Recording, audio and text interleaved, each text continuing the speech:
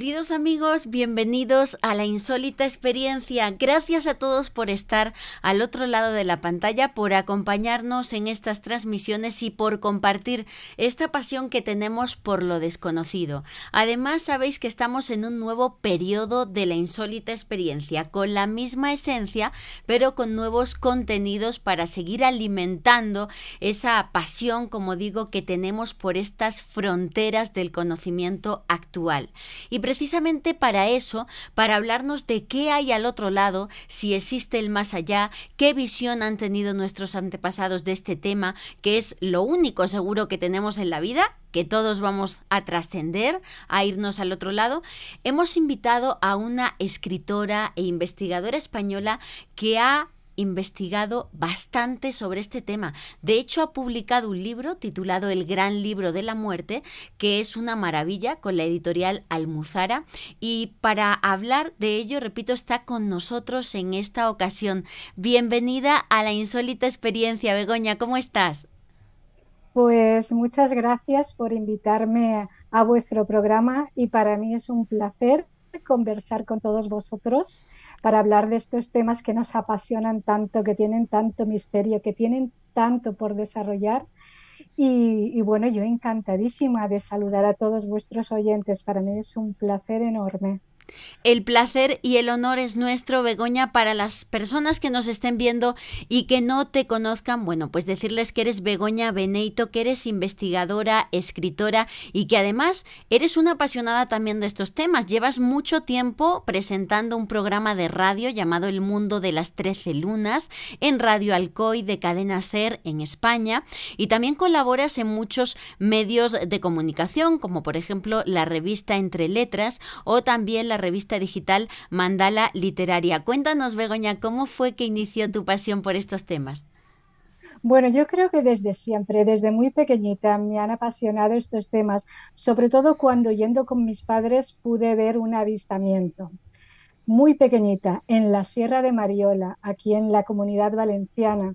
Eh, esa visión, esa experiencia que tuve con mis padres fue lo suficientemente profunda como para empezar a investigar todos estos tipos estas temáticas, ¿no? Aparte de eso, pues mi sensibilidad, una sensibilidad especial en todas las cosas trascendentales, fue la que, bueno, de alguna manera me incitó a investigar y a indagar siempre con los pies bien en el suelo, porque claro, ya sabes que, bueno, eh, muchas veces las personas se van por las ramas con estos temas, imaginan, nada, yo quiero hacer una investigación seria, profunda, documentada, con los pies bien enraizados en la tierra y bueno, y seguir cuestionándome y preguntándome por qué suceden ciertas cosas.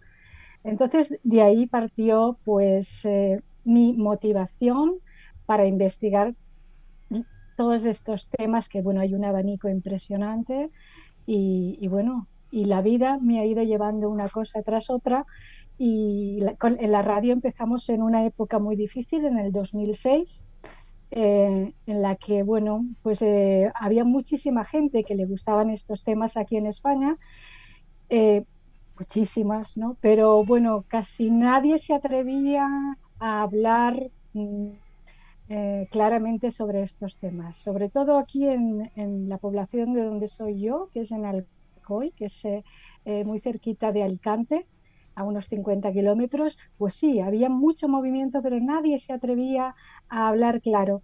Y creo que dimos un paso importante y bueno, y ahí seguimos en Radio Alcoy Cadena Ser hablando de todos estos temas.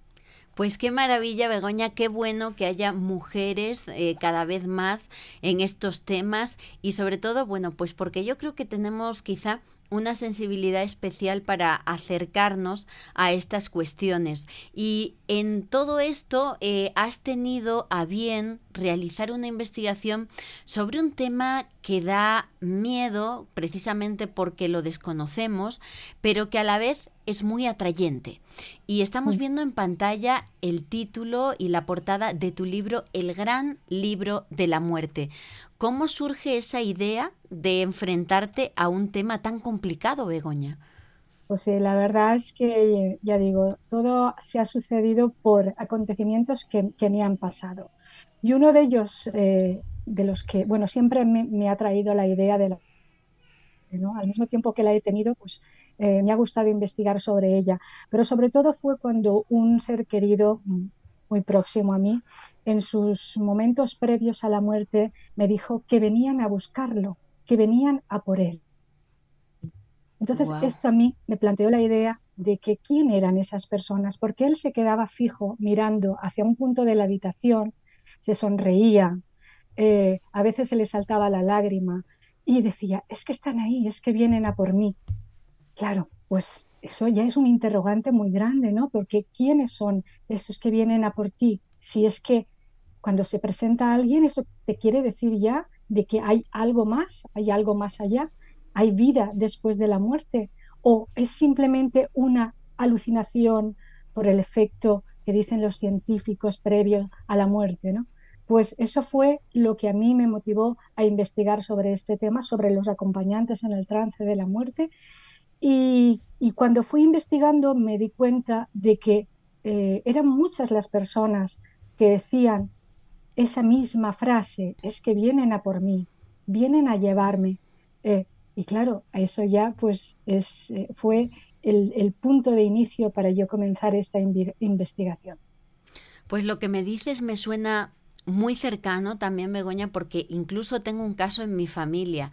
Me sorprendió mucho, es una hermana de mi abuelo Pablo, Eugenia, que en paz descanse, que ella estaba en una residencia, era Navidad, y bueno, pues ella estaba siempre bastante triste.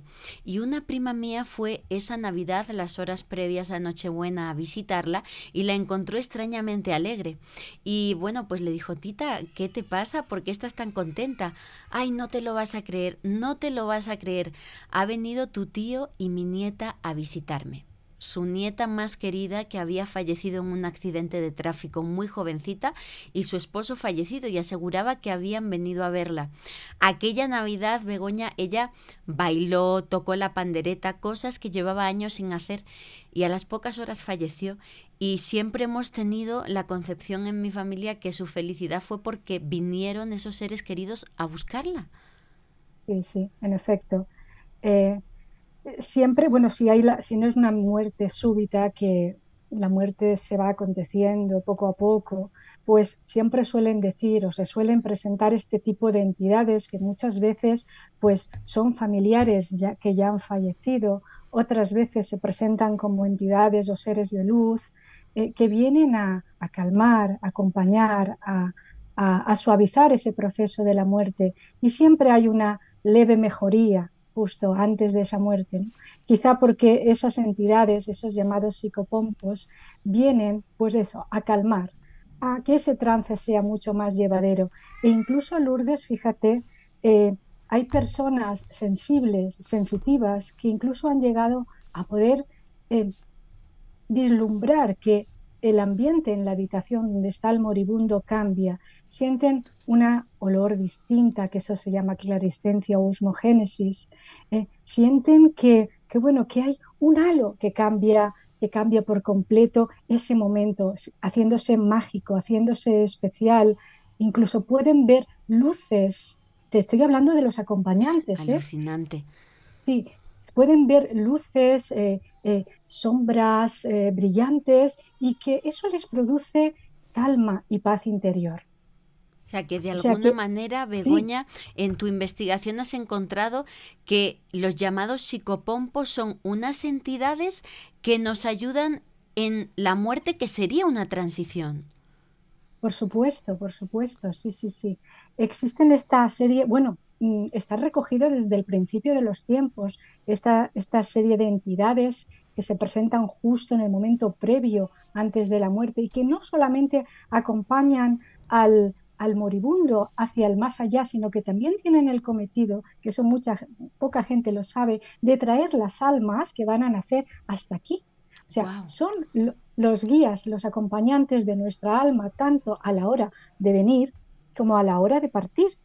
O sea que tienen un cometido muy importante. Muchos de nosotros nos da muchísimo miedo pensar en esta figura del psicopompo, porque siempre la asociamos con la muerte, Y lo que debería de darnos es consuelo y es un bálsamo, porque ese trayecto quizá no lo hagamos solos.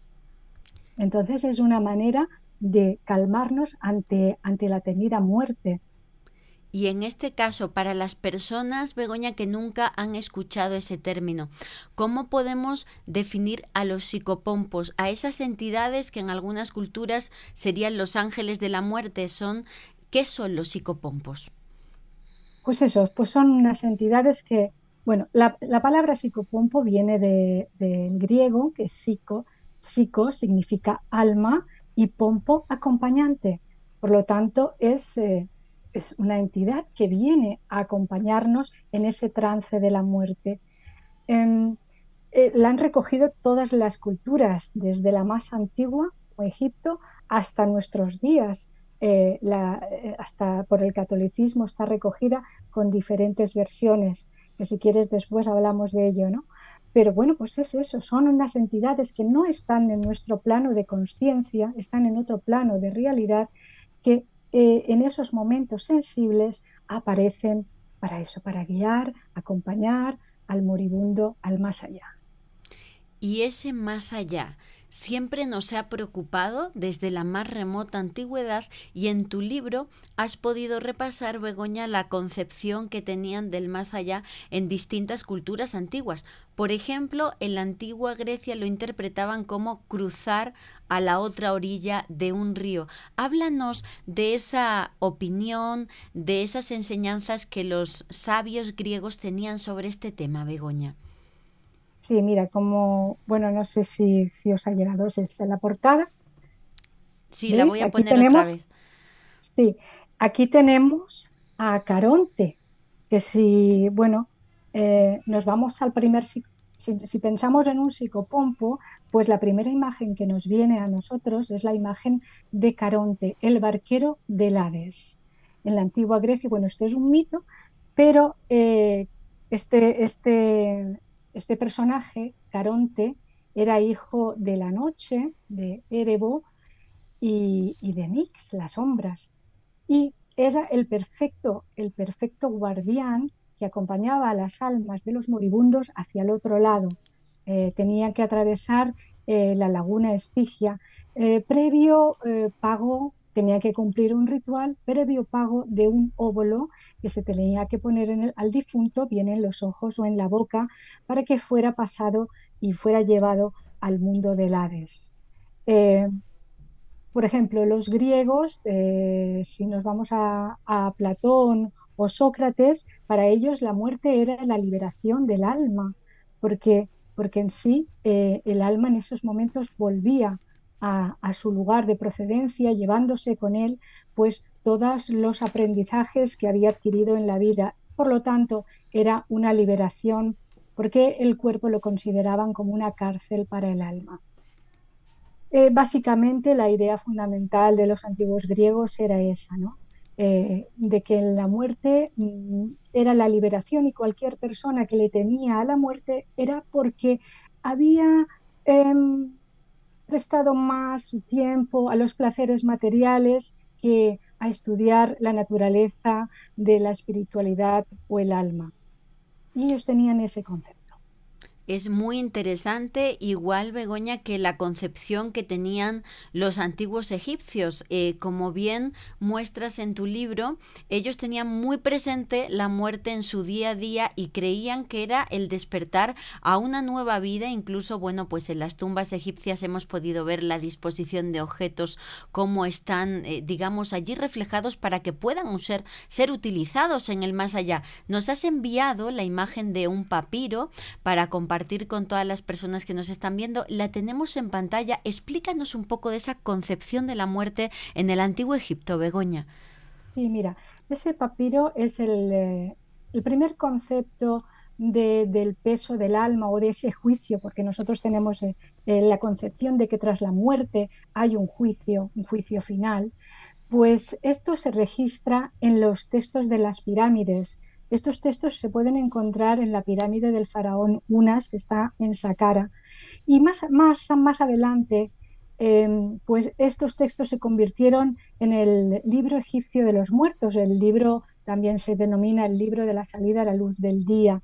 Concretamente, este papiro representa el capítulo 125 del libro de los muertos. Este concretamente es el papiro de Unefer, también está el papiro de Ani, y allí vemos representada la primera figura psicopompo que tenemos presente, ¿no? Que es Anubis, que es un nombre helenizado, pero su nombre egipcio es Ampu, Impu, y bueno, se representaba como una figura humana con cabeza de chacal.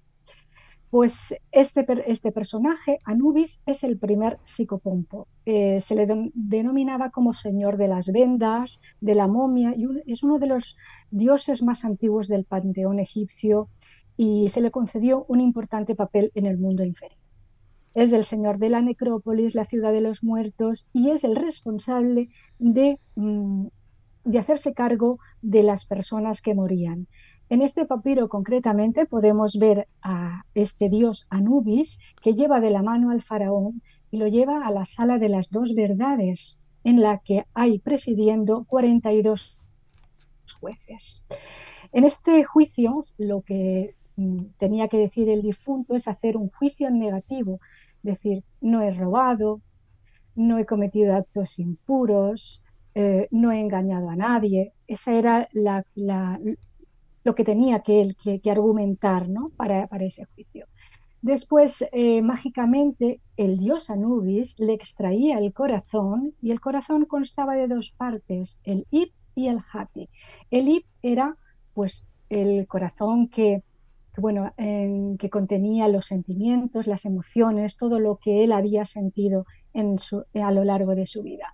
Y era colocado en la balanza, en uno de los platillos. Se colocaba el corazón y en el otro platillo se dejaba caer la pluma de avestruz de la diosa Maat, diosa de la justicia, de la verdad.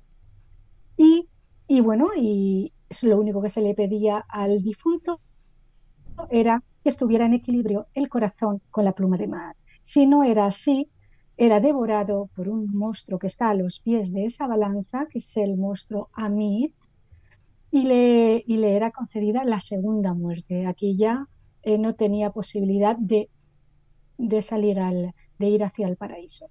A todo esto, en la balanza, está tomando nota como notario el dios Tot, que es con cuerpo humano y cabeza de ibis, bueno, pues uno de los grandes maestros, dios de la sabiduría, de la escritura y demás, y bueno, él tomaba nota. Una vez pasado ese juicio de Osiris, ya iba acompañado de la mano del dios Horus, hijo de Osiris, que iban hacia la casa del padre. Verás tú cómo te suenan estas palabras. Ir hacia la casa del padre, donde está el dios Osiris, el dios de los difuntos y del inframundo, para allí ya empezar la vida en los campos de Hilaru, el paraíso para los egipcios. Esta representación o pesaje del alma, la vemos representada, fue reabsorbida por los primeros cristianos coptos en el siglo I y fue reabsorbida por ellos y la podemos encontrar hoy en día en infinidad de sitios, de ermitas, de catedrales. Por ejemplo, la podemos encontrar en el pórtico de la Catedral de Notre Dame en París. Tenemos esta misma representación de la psicoestasis, que es el pesaje del alma, y la podemos ver ahí, pero claro, ya los personajes cambian. El que sustenta la balanza es el arcángel San Miguel, pero también tenemos a ese demonio bajo de la balanza que está intentando desequilibrarla para llevarse el alma. También lo podemos en la Catedral de León, también hay una imagen similar. O sea, hay infinidad de imágenes de esta psicoestasis y de este psicopompo acompañante del moribundo.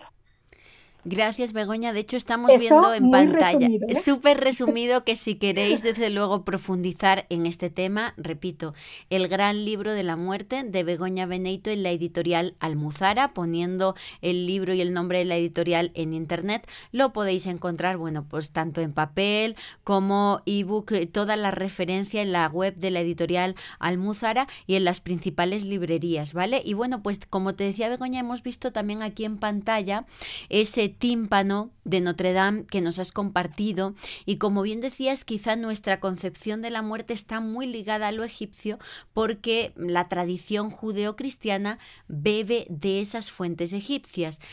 Mi pregunta es, si los egipcios tenían tan presente la muerte durante su vida terrenal, ¿por qué en Occidente hay una visión tan oscurantista de la muerte? ¿Por qué no nos gusta hablar de esto, Begoña?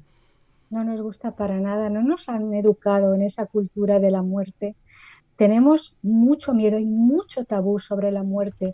Se piensa que hablar de la muerte va a ser el detonante para aproximarla, cosa que, bueno, pues es inevitable porque nosotros nacemos y sabemos, lo único cierto que tenemos, que sabemos, es que vamos a morir. Sin embargo, si habláramos más, quizá podíamos encontrar pues un bálsamo que nos aliviara en lo que es el concepto de la muerte. Nosotros seguimos teniendo muchísimo miedo a la muerte. De hecho, vivimos de espaldas a él y nada más tenemos que echar un vistazo a lo que nos rodea, porque, mira, todo lo que nos recuerda a la muerte lo queremos tener cuanto más lejos posible. Si se trata de geriátricos, normalmente están a las afueras de las ciudades. Los hospitales también. Otra cosa es que ya hayan quedado en el núcleo urbano por la expansión de la ciudad, pero normalmente los queremos tener bien alejados. Pero, pero nos tenemos que dar cuenta de que está presente, de que debemos de afrontarlo cara a cara. Y incluso muchos de nosotros, pues no queremos que una persona fallezca en nuestro hogar, porque eso deja una impronta que no nos gusta. Los derivamos a los hospitales porque decimos que bueno, que es mejor por salud, porque allí estarán más tranquilos y tal. Pero sí que es verdad que no queremos no queremos verla cara a cara, no queremos verla. Pero si hacemos un repaso por la historia, pues nos damos cuenta que muchas culturas, muchas civilizaciones la tienen muy presente. Por ejemplo, en Indonesia están los torajas, que cada cierto tiempo, no sé si cada año o cada 3 años, desentierran a sus difuntos, los limpian, les cambian las ropas, les ponen las gafas de sol, se hacen fotos con ellos y nada, y hasta el próximo año. O sea, como queriendo decir, los tenemos aquí, ¿sabes? Alucinante. Es muy alucinante. Pero no solo eso, por ejemplo, en el Cairo, por ejemplo, hay una gran metrópolis que es una gran necrópolis. La gente vive en las tumbas. La muerte está muy presente, pero tampoco, si nos vamos a la Edad Media, pues tenemos muchas evidencias de muchos osarios bueno, que están ahí como reliquias para indicarnos que fueron gente santa y tal, y tenemos a la muerte ahí muy presente. Ha sido la, el desarrollo occidental el que ha hecho que nosotros nos apartemos de la muerte, cuando es una cosa natural. Totalmente, Begoña. La verdad que es fascinante. A mí me pasó mucho ese choque cultural cuando me vine a vivir a México. Claro, o sea, de nuestras tradiciones del mes de difuntos tan silenciosas, tan tristes, allá en España, de repente llego a México y me doy cuenta de esa alegría con la que celebran, bueno, pues esa fiesta, ¿no? Del Día de Difuntos, y me sorprendió mucho. Y hablando de eso, de las distintas concepciones del más allá, en tu libro también has explorado, bueno, pues las distintas creencias que existen sobre qué hay al otro lado. Y centrándonos primero en la tradición católica, algo que preocupa mucho a la gente es ¿a dónde iré? ¿Existe el infierno? ¿Existe el cielo? ¿Existe el purgatorio? ¿Qué nos puedes decir de esto, Begoña? Pues mira, eso lo sabremos cuando llegue nuestro momento. Nosotros tenemos la concepción y muchos miedos por todo esto, ¿no? Porque nos han educado en esa cultura, ¿no? De saber, bueno, cuando morimos habrá un cielo, habrá un infierno, habrá un purgatorio, ¿qué nos espera? Eso está descrito en muchísimos libros, muchos de ellos sagrados, en el que se nos ha indicado que tras la muerte hay que saltar una serie de peligros y caos que van a aparecer a nuestro encuentro, y eso nos perturba bastante. Entonces, unido a eso, pues tenemos muchísimos miedos, pero yo te diría que el máximo miedo que tiene una persona cuando tiene la muerte presente es primero a sufrir y hacer sufrir a sus seres queridos. Eso verdaderamente es lo que más miedo da, ¿no? Más, porque lo que haya después, pues no lo sabremos hasta llegado nuestro momento. Entonces, todos son conjeturas e hipótesis según en la cultura que tú te hayas desarrollado, porque los budistas creen en una cosa y los católicos creen en otra. Entonces, pues bueno, hay un abanico tan grande que nadie con certeza te sabe decir qué hay al otro lado. Y hablando de esas diferentes concepciones sobre la muerte, estamos viendo en pantalla otra imagen que nos has compartido sobre los diferentes psicopompos. Vienen de distintas culturas, me suena a alguno relacionado aquí, por supuesto, con Latinoamérica, como es Xolotl, pero háblanos un poco de esta diapositiva y de los diferentes psicopompos dependiendo de cada cultura, Begoña. Sí, pues mira, tenemos primero, os he hablado ya de Anubis, Sí, como el primer psicopompo, y después tenemos, bueno, a ver, tenemos a Hermanubis.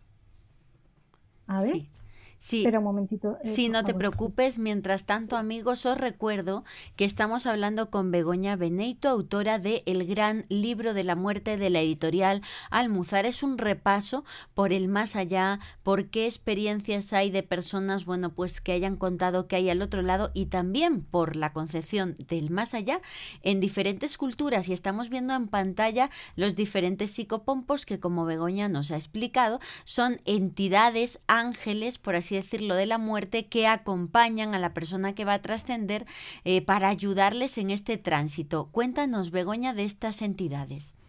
Yo no veo la imagen ahora, pero primero os he hablado de Anubis, ya os he hablado de él, que es la figura con cuerpo de hombre y cabeza de chacal. Y al lado, justo, no sé si está Hermanubis, que es una Así figura es. extrañísima que nos recuerda muchísimo a Anubis, representada con cuerpo de hombre también y cabeza de chacal, y que para extrañeza de muchos está expuesta en los museos vaticanos. Wow. Pues bien, esta figura se emergió desde el periodo tolemaico greco-egipcio y es el resultado del dios Hermes de la mitología griega con Anubis perteneciente a la cosmogonía egipcia. Hermanubis era revelador del mundo inferior y recordemos que en aquellos tiempos las figuras cinocéfalas no eran tan extrañas.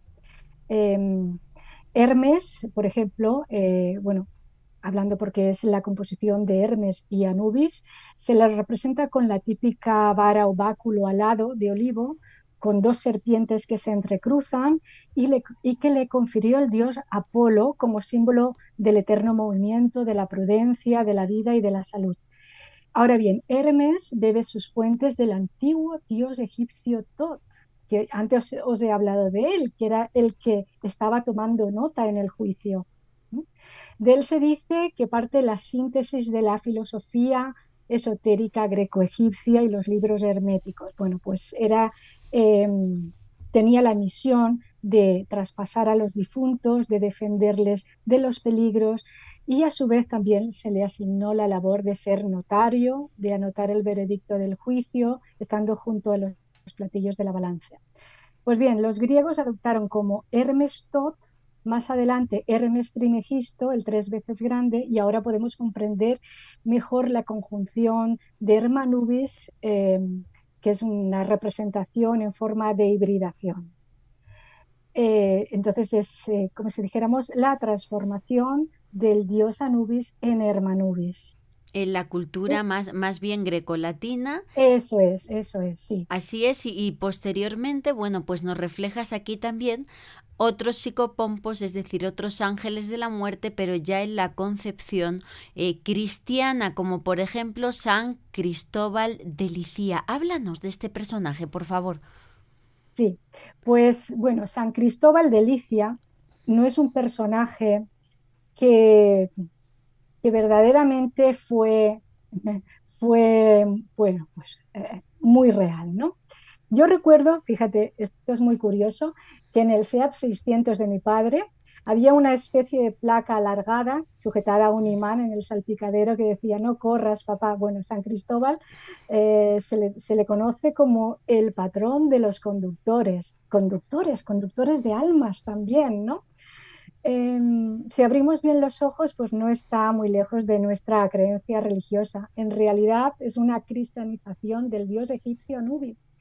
Y su origen hay que buscarlo en las leyendas provenientes de Asia, en las que se hablaba de una raza muy particular, cuyo aspecto era diferente, solían tener las orejas puntiagudas, el hocico alargado y la lengua colgante, como cuando los perros jadean cuando tienen calor. Bueno, pues existen muchas versiones sobre la leyenda de San Cristóbal, pero una de las más populares es la de Jacobo de la Voragine, que fue obispo de Génova.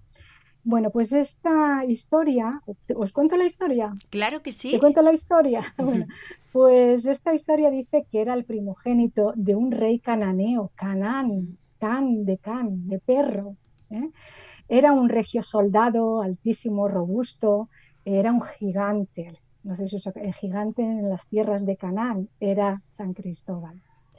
Bueno, pues no era muy agraciado este personaje, era más bien feote, grandote, ¿no?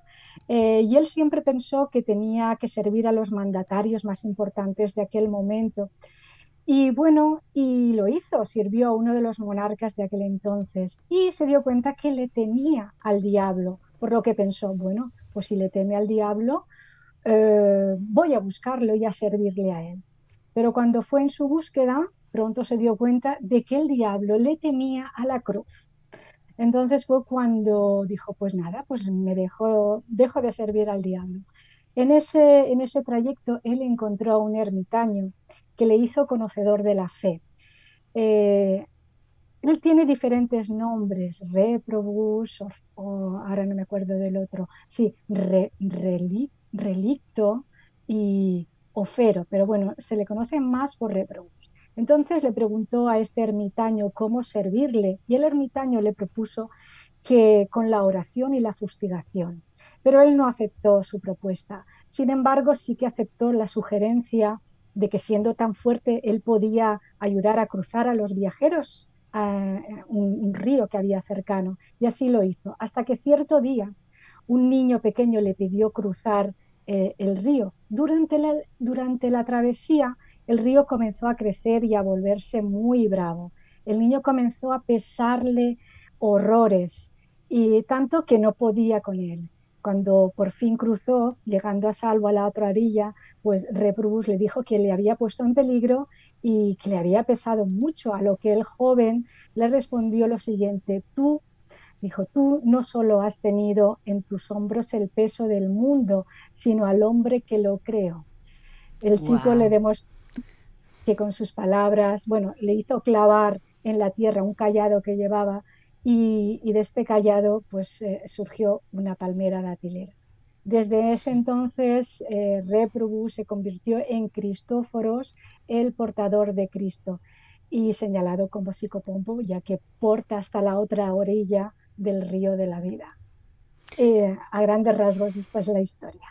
Muchas gracias por compartirla. La verdad que es fascinante cómo al final las mismas entidades van cambiando de nombre dependiendo de la cultura, pero al final nos estamos refiriendo a lo mismo, ¿no? A un mismo personaje, a un mismo tipo de entidad que nos ayuda a cruzar al otro lado. Y en esta imagen que vuelvo a compartir en pantalla y que Begoña amablemente nos ha proporcionado, vemos también otras figuras que nos suenan mucho, como por ejemplo San Miguel. ¿Qué San tiene Miguel. que ver San Miguel con la muerte? Pues San Miguel bueno, es la reabsorción del dios Anubis, porque es también el encargado de llevar las almas al otro lado. Él es uno de los principales ángeles o arcángeles cuyo nombre significa quién como Dios.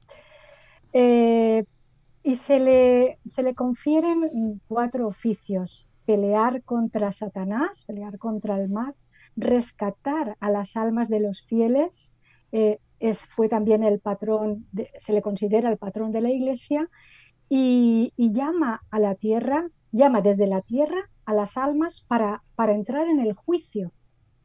Por eso la comparación de Anubis y San Miguel. Por los coptos, que fueron los primeros cristianos, después de la cultura faraónica, los coptos cristianos, es considerado como el que encabeza la jerarquía de los arcángeles para vencer el mal.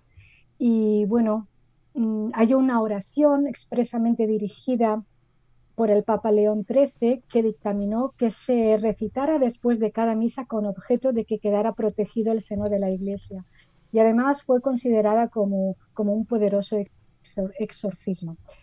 Bueno, pues todos conocemos la imagen de San Miguel, pues es una figura espiritual inagotable, y también es representativo porque él sostiene esa balanza donde se pesan las almas de los difuntos. Tenemos mucha iconografía en la que vemos a San Miguel, aparte de con la espada, con la balanza del juicio final. Y bueno, por supuesto, siempre vemos en él una actitud guerrera acentuada por su armadura y su espada, su lanza. En fin, siempre combatiente del mal. Y hay una gran veneración en muchísimos pueblos alrededor del mundo. E incluso, fíjate, Lourdes, hay una línea imaginaria de gran fuerza telúrica que representa el golpe de espada con el que el arcángel Miguel ahuyentó al diablo, relegándolo al infierno, después de esa gran batalla celestial. Y va desde Irlanda hasta el Monte Carmelo en Israel. Qué Eso conforma interesante. una línea, pues bueno, con veneración al arcángel San Miguel. Es súper interesante todo lo que nos estás contando, Begoña. Yo espero que de verdad los oyentes estén disfrutando de estos conocimientos, porque muchas veces pensamos o hablamos de la muerte y no conocemos las implicaciones tan profundas que tiene a nivel de nuestra cultura y bueno, pues las raíces de toda esta sabiduría de la que nosotros venimos. Y para ir terminando con esta parte de las entidades, vamos a explorar también otras dos figuras que nos ha compartido Begoña, como son Azrael y Xolotl. Sobre todo Xolotl yo creo que os sonará mucho, bueno, pues a todas las personas de aquí de México. Háblanos de estas figuras, Begoña, por favor. Sí, mira, Azrael, bueno, es el típico ángel de la muerte, eh, el que viene expresamente, bueno, en la cultura judeocristiana se le conoce como eso, como el ángel de la muerte, y cumple la misma misión, la de acompañar cuando se presenta, es porque, bueno, es una muerte ya inevitable y es el que acompaña a las almas al otro lado, al más allá. Muchas veces me han preguntado si el ángel de la guarda podía ser un psicopompo, y en realidad es muy similar esa función, porque pensamos, si el ángel de la guarda ha estado con nosotros desde que nacemos, ¿cómo no va a estar en el momento de la muerte? Entonces son figuras muy similares, es una iconografía muy similar. Y bueno, y si hablamos de Cholol, vosotros tenéis ahí en la cultura mexicana, lo tenéis mucho más presente que nosotros aquí en Europa. Y bueno, hay bueno, pues un mito o algo muy curioso, que se dice que criaban, en aquel entonces, que se criaba una especie de perros de color del sol para hacer un ritual y sacrificarlos para que acompañaran al difunto. Estos perros se llamaban los Xoloitzcuintlis. No Así sé es, si lo los he pronunciado bien. Xoloscuincles, que Sí, seguramente le suena a muchas personas porque es el perrito que no tiene pelo, la piel es lisa, que aparece ayudando a Miguel a cruzar al otro lado en la película de Coco. Ah, sí, no, eso no lo he visto yo, pero bueno, pues sí. Pues hay arqueólogos que han encontrado pues, enterramientos próximos a Jalisco de 300 años antes de Cristo, pero no de perros en sí, físicos, sino de cerámica encontrada Mm, como los perros de Colima, qué que, interesante. que enterraban estas figurillas en forma de perros. Acordados de perro, el chacal, pues todos esos son figuras, es la primera figura icónica de psicopompos desde el principio de los tiempos. Pues bueno, encontraron esta serie de perros colimas enterrados bueno, pues en yacimientos eh, precisamente para eso, ¿no? Para acompañar al difunto hacia el otro lado, bueno, hacia ese inframundo y bueno, es el guardián, el acompañante. Los perros siempre se han dicho que tienen ese sexto sentido, que huelen la muerte, quizá por eso, ¿no? Porque están en las intersecciones de caminos y están entre el mundo visible y invisible. Siempre sale esa figura icónica del perro como el perfecto acompañante. Pero no solamente hay perros psicopompos, sino que hay muchísimos animales más eh, que en las mitologías se presentan también como psicopompos: el caballo, el buitre, las mariposas, las libélulas. Hay una cantidad de animales eh, que son los perfectos acompañantes, pero mira, Lourdes, es que hay muchísimo para hablar de esto, ¿no? Pero no Hay solamente muchísimo. hay animales, sino personas vivas como tú y como yo, que son psicopompos. No lo sabía. Cuéntanos de esto, de estas personas como nosotros de carne y hueso vivas que ayudan a trascender. Sí, sí, sí, sí. Hay medios, videntes, pasadores de almas, que se les llama, que tienen ese don innato en ellas, ¿no? Y, y su función es esa, ¿no? Pasar a los moribundos al otro lado, sobre todo a aquellas personas que bueno, que no han aceptado la muerte, que se quedan enredadas entre este mundo y el otro, quizá pues porque tienen asuntos pendientes por resolver, quizá porque han tenido una muerte pues repentina. eh, y bueno, y se quedan muchos asuntos en el aire. Y como hay libre albedrío, hay personas que se quedan aquí, ¿no? Y bueno, estas personas, medios, chamanes, videntes, pasadores de almas, pues se ponen en contacto con estas almas y les dicen que no deben de estar aquí, que no, que tienen que seguir su camino evolutivo, porque el alma sigue su camino evolutivo una vez se ha trascendido. Entonces ellos hacen ese cometido ser pasadores de almas. Hablando de psicopompos, no sé si existan energías positivas y negativas. Es decir, ¿son siempre entidades benéficas? ¿Los psicopompos son siempre entidades positivas? ¿O también hay otro tipo de entidades destinadas, no sé, a acompañar el que haya hecho algún mal? O sea, ¿es siempre algo positivo, Begoña? Mm, verás tú, eso va mucho conforme la creencia de uno también, pero bueno, si nos vamos al cine, no sé si os acordaréis de la película Ghost, Sí. que bueno, que llegan entidades del bajo astral, de ese bajo astral para llevarse a la persona que ha obrado mal en su vida, ¿no? En cierta medida, pues se produce ahí como un juicio final en la que la persona que no ha obrado bien, se presentan unas entidades del bajo astral para llevárselo a su lugar, al lugar que le pertenece estar. Entonces, sí que es verdad bueno, que no lo sabemos con certeza, pero sí que el doctor Raymond Moody en sus investigaciones ha podido recoger pues esas experiencias cercanas a la muerte que han tenido muchas personas, y la mayoría de ellas cuando han regresado de esa experiencia pues ya no han visto la muerte con tanto temor, y para ellas ha sido un gozo y un placer estar en ese otro lado, muchas de ellas no queriendo volver, pero bueno, como habiendo una fuerza que les impulsaba a regresar otra vez. Entonces, pues bueno, pues no podemos saber si son únicamente entidades benefactoras o son entidades maléficas las que se presentan. Pero bueno, Es No sé. interesante y sobre todo, como bien decías, depende mucho al final, como todo en el misterio, de las creencias y la cultura de la que venga el testigo en cuestión. Y hay un aspecto muy interesante en tu libro, Begoña, que es conocer qué han dicho sobre el más allá personas que han regresado y que no han llegado a morir, sino a estar en las puertas de la muerte, o también qué pasa justo en el instante en el que se trasciende. ¿Qué nos puedes decir de esto en base a los testimonios que has podido recoger para tu libro? Pues mira, yo he podido recoger muchos testimonios, no están incluidos en el libro, quizá, pues bueno, salgan más adelante, no sé, ¿no?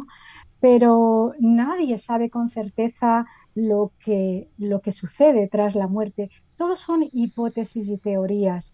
Hay estudios, bueno, sí que la ciencia conoce perfectamente cómo se origina el proceso biológico de la muerte y sus fases y demás, ¿no?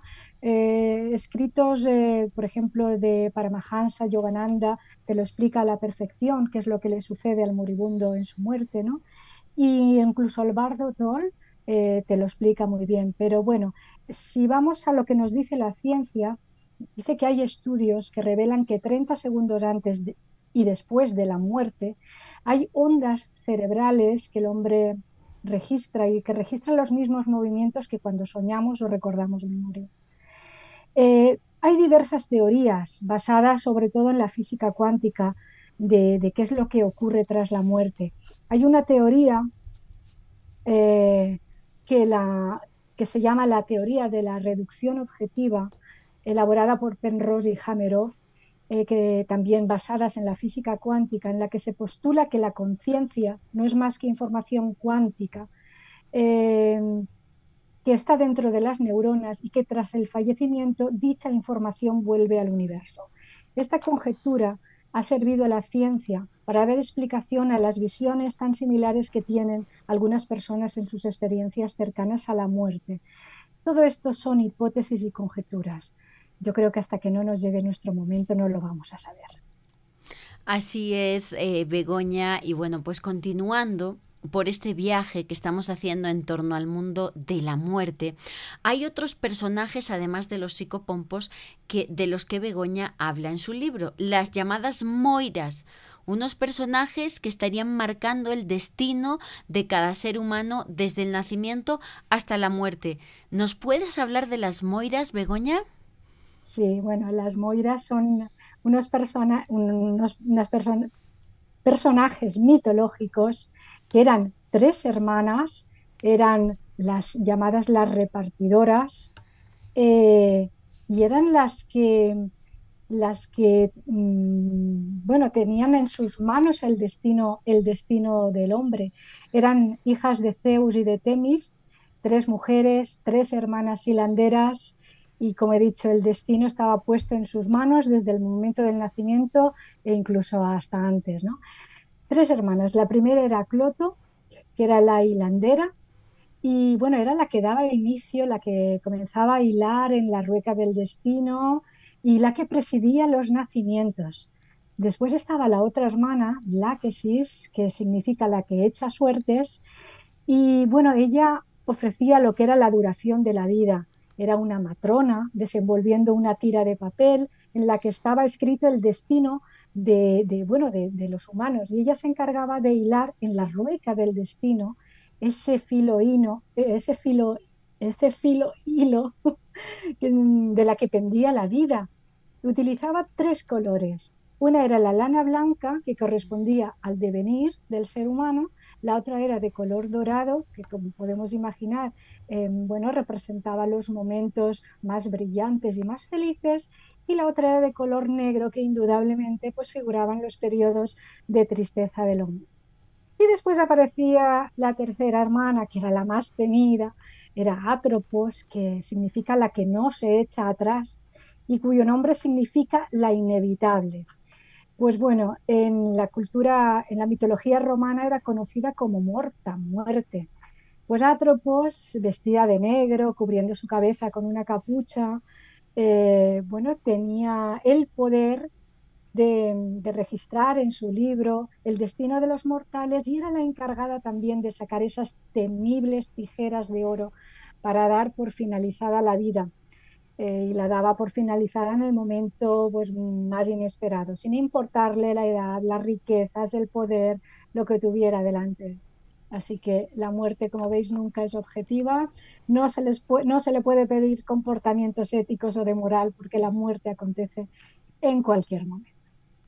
Así es, Begoña, esa es la única certeza que tenemos desde el momento en el que nacemos, ¿no? De que vamos a morir, no sabemos cuándo, en qué momento, pero sí que eso va a llegar y que todos vamos a pasar por ese proceso.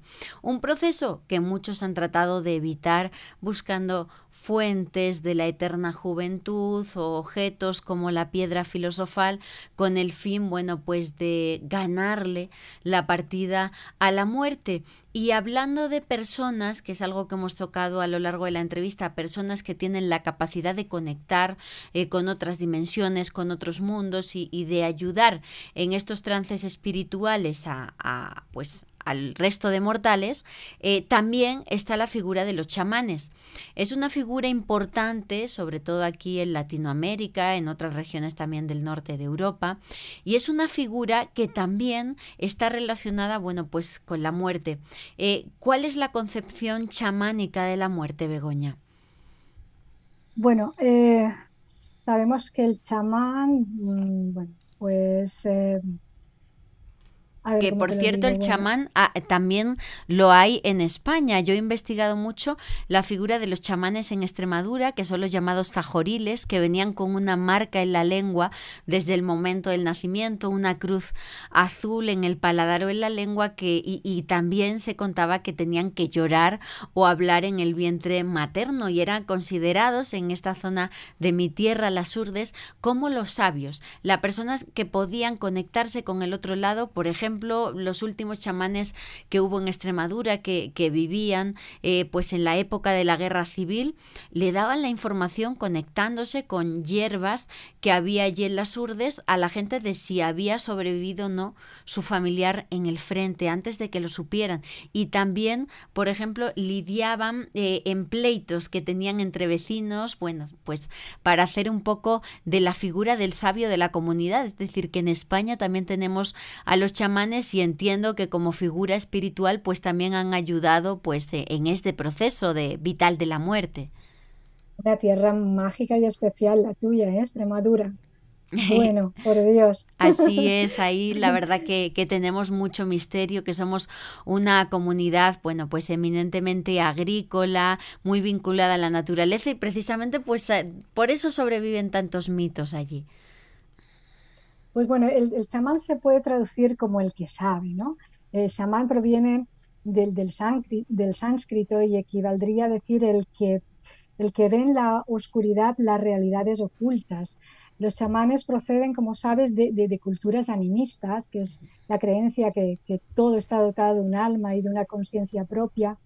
Y esas culturas animistas tienen la necesidad de encontrar sentido a aquello que ocurre más allá de la muerte. Por eso los chamanes tienen ese don o esa habilidad de poder interactuar con los espíritus, y ellos saben que el alma puede viajar, salir del cuerpo durante la meditación, durante el sueño, durante los trances, quizás trances inducidos por sustancias químicas, o pueden realizarse de forma natural mediante la voluntad férrea o una metodología practicada por el interés que tienen de conocer, de saber, de aportar a su núcleo, a su tribu, pues ese conocimiento incluso sanador, ¿no?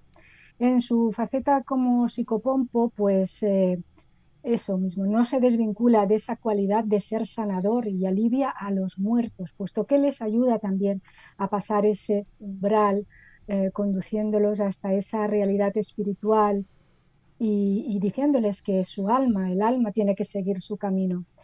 Eh, y también su misión es, bueno, pues ayudar a liberar a esas almas que han quedado enredadas en lugares y que no corresponden, y conducirlos a una esfera mucho más segura.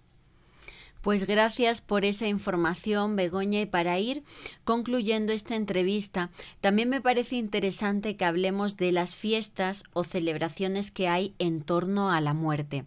Normalmente es un tema que tememos, pero no es así en todos los lugares del mundo. Hablábamos que en México el Día de Muertos es una fiesta alegre porque se tiene la creencia de que ese día, por unas horas, se abre un portal entre nuestro mundo y el de nuestros ancestros, donde podemos conectarnos y ellos pueden venir a visitarnos. Hablábamos en el caso de España, la fiesta del Día de los Difuntos, que es un poco más oscura, más relacionada con ir a los cementerios a prender una vela, una luz para nuestros seres queridos. Pero cuéntanos, ¿por qué se celebra la muerte y por qué normalmente en el mes de noviembre, Begoña? Pues mira, la Iglesia se vio obligada a escoger un día para recordar a todos los muertos que se originaron a raíz de la persecución de los cristianos en Roma. Esto duró pues más de 10 años, fue del 303 al 310 aproximadamente, en las que se cometieron grandes barbaries, sin ver si eran mujeres, niños, ancianos.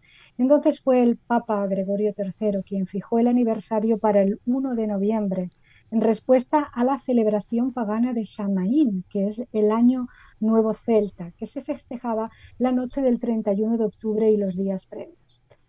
La Iglesia ha adoptado muchos de estos cultos paganos para quizá no perder adeptos, y precisamente escogió esta festividad del Año Nuevo Celta porque era una fecha de transición en la que comenzaban pues la estación oscura, que data pues eso a mitad del equinoccio de otoño y del solsticio de invierno en el hemisferio norte, como la celebración del final de la cosecha.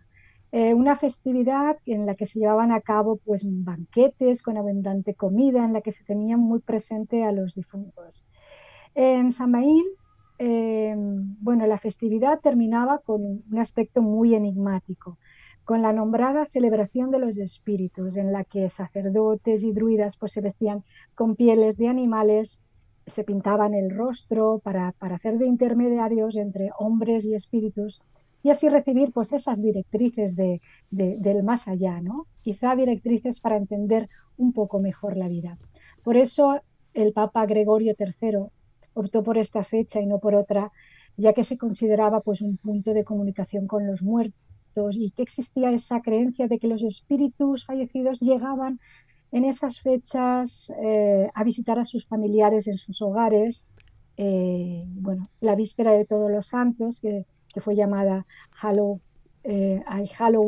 que se convirtió en Halloween al unirse el mundo de los muertos con el de los vivos.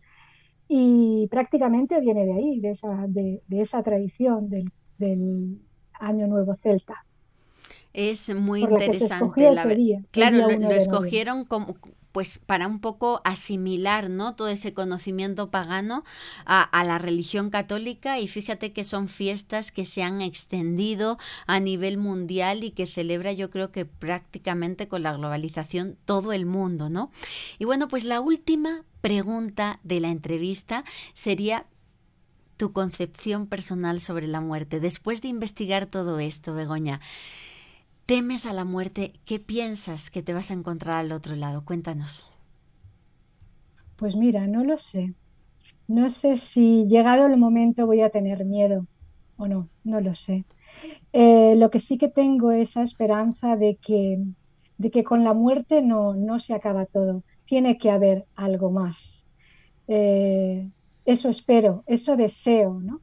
Y lo que sí que me lleva a la muerte, a pensar en la muerte, es que hay que vivir el presente, el día a día, el exprimir cada momento con nuestros seres queridos. El pensar en la muerte me hace ser más consciente de la vida y de aprovechar cada minuto con tus seres queridos, el de expresar y decir te quiero, te amo, porque es que estamos de paso y estamos experimentando y aprendiendo y bueno, no sé qué más decirte, Lourdes. Es un sentimiento tan interno el que tengo con respecto a la muerte, que quiero creer que con la muerte no se acaba todo.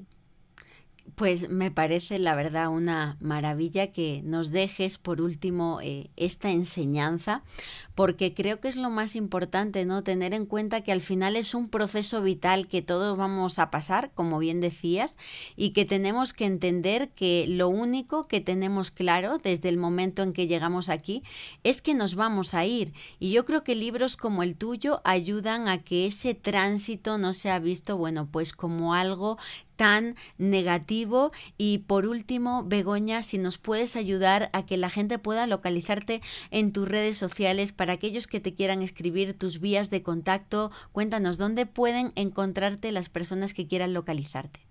Pues nada, me pueden encontrar perfectamente en las redes sociales como Begoña Benedicto o Begoña Luema y bueno, y ahí me tienen para lo que quieran, si quieren consultarme, si quieren contarme sus experiencias, si han tenido alguna experiencia cercana a la muerte, para lo que quieran. Allí estoy para escucharles. Pues gracias de corazón por esta entrevista, la verdad que me ha encantado poder estar contigo estos minutos y la verdad que es un honor, como digo, tener a una mujer que habla de misterio, que tiene conocimiento, para mí es una maravilla. Gracias de corazón y esperamos tenerte pronto por aquí nuevamente, Begoña.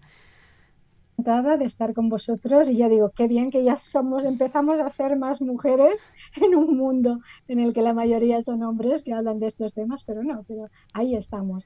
Nada, yo encantadísima de hablar contigo, Lourdes, de estar para todos vuestros oyentes y bueno, me tienes para cuando necesites. Pues gracias, Begoña, ha sido un placer estar contigo, la verdad, y espero que nuevamente podamos encontrarnos aquí en la insólita experiencia. Hasta pronto, gracias. Adiós, gracias. Bueno, queridos amigos, pues Recording stopped. ahí teníamos a nuestra amiga Begoña Benedicto, autora, como os decía, de El Gran Libro de la Muerte. Un libro interesante que explora muchos aspectos. Yo creo que uno de los más fascinantes es el de estas entidades que nos ayudan pues a hacer ese tránsito con el otro lado. A mí me ha encantado escuchar a Begoña y espero que os haya gustado esta entrevista. Gracias de corazón por estar a todos, por estar presentes y sobre todo por tantos mensajes que nos habéis mandado en estos días para ver qué pasaba, por qué no estábamos, bueno, pues por esto, porque vendían nuevos contenidos, había una remodelación en el canal y ya estamos nuevamente con vosotros. Es un placer, para mí es una maravilla como periodista formar parte de la insólita experiencia, que Johanna me permita pues estar presente día a día para hablar de estos temas fascinantes, y nos vemos por aquí mañana a la misma hora con nuevos contenidos, con más información fascinante. ¿Vale, queridos amigos? Pues os mando un abrazo enorme y nos vemos mañana a la misma hora. Mientras tanto, me podéis encontrar, bueno, pues en Instagram como @insólitafamilia y en Facebook como Lourdes Gómez Martín. Gracias a todos y nos vemos mañana. Un abrazo.